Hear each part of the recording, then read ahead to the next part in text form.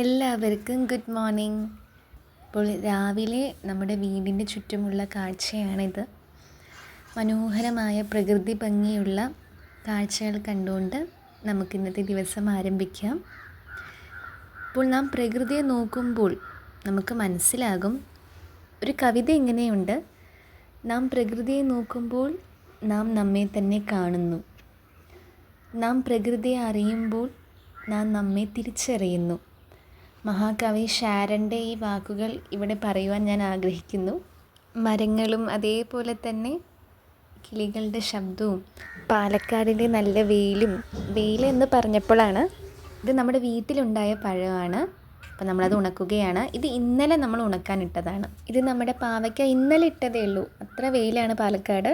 ഇത് നമ്മുടെ പച്ചമുളക് ഇന്നിട്ടത്, ഇത് ഇന്നലെ ഇട്ടത്, അപ്പത്തേനും ഇത്രയായി. അപ്പോൾ വെയിലുള്ളപ്പോൾ നമുക്കിതെല്ലാം ചെയ്യാലോ.